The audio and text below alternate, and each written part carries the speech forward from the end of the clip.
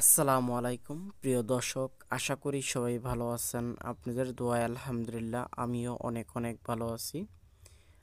দেশ ও প্রবাস থেকে যারা আমাদের ভিডিওগুলো নিয়মিত দেখেন তাদেরকে ধন্যবাদ জানিয়ে আজকের ভিডিওটি শুরু করলাম। আমাদের এখানে 1300 এবং 1250 স্কোয়ার ফিটের ভিতরে আমাদের একটি ফ্লোর ঢালাইয়ের যে হিসাবটা সেটা আজকে আপনাদের আমি বলবো। আর এখানে আমরা মূলত দেখা গেছে, দেখেন এখানে কিন্তু যে আপনার দেয়ালের ভিতর দিয়ে কিন্তু রডগুলো ঢুকানো হয়েছে, যেহেতু এপার থেকে ওপারে আপনার দেয়ালের ভিতর থেকে ভিতরে রডগুলো ঢুকানো হয়েছে। এটার মানে হলো আমরা যেই ঢালাইগুলো করব সেই ঢালাইগুলো আমরা চাচ্ছি প্রত্যেকটা রুমের পানিগুলো একদিক দিয়ে বের করার চেষ্টা করতেছি।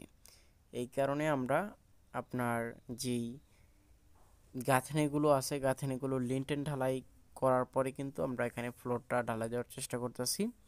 আর টয়লেটের যে গাঁথনিগুলো আছে সেগুলো কিন্তু ফ্লোরের উপর থেকেই উঠবে।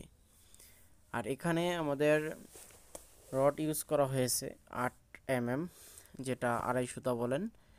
এখানে 250 রড হলো আপনার 315 কেজি রড লাগছে 250।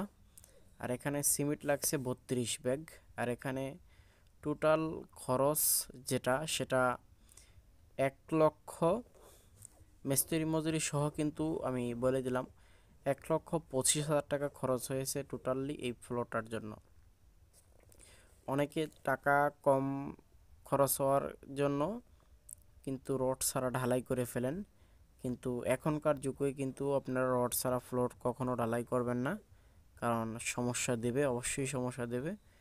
আর আগে যারা করেছে তারা হয়তো কিছু সময় বেশি নিয়ে হয়তো প্রসেসিং করে কাজগুলো করা হয়েছে। এখন কিন্তু ইদারিং কাজ যেগুলো হয় সেগুলো কিন্তু খুব দ্রুত কিন্তু কাজগুলো শেষ হয়ে যায়। আর অবশ্য আপনারা সবসময় রড দিয়ে ঢালাই করার চেষ্টাটা করবেন। এখানে কিন্তু আপনার শুধু রডটা আর কি বেশি প্রয়োজন হয়, তাছাড়া কিন্তু সবটাই সমান থাকে। প্রিয় দর্শক, আজকে আমাদের ভিডিওটি যদি আপনাদের কাছে ভালো লেগে থাকে তাহলে অবশ্যই ভিডিওটি থেকে লাইক করে চ্যানেলটি সাবস্ক্রাইব করে পাশে থাকা নোটিফিকেশনটা অবশ্যই বাজায় দিবেন, তাহলে নিত্য নতুন ভিডিও পেতে আপনাদের কোনো অসুবিধা হবে না। এখানে আমরা রড বাইন্ডিং করেছি হলো 10 বাই 10 ইঞ্চি করে। অনেকে কিন্তু এখানে 10 বাই 12 ইঞ্চি করেও দেয়, আমরা কিন্তু 10 বাই 10 ইঞ্চি করেই দেওয়া হয়েছে আমাদের এখানে। আর প্রত্যেকটা ফ্লোরের পানি আমাদের এক জায়গাতেই নামার প্রয়োজন হবে, এই কারণে আমরা গাঁথনিগুলো করে রুম বাই রুম সেপারেট করে রাখছি।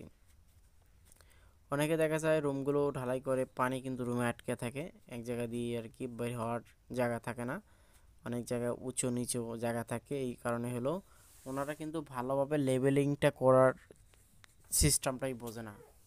আমরা এখানে যে লেবেলিংটা করেছি সেটা যে 3টা রুম আছে 3টা রুমের পানি একদিক দিয়ে আসবে, এবং অন্য পাশে আরেকটি রুম আছে সেটাও কিন্তু এক সাইডে।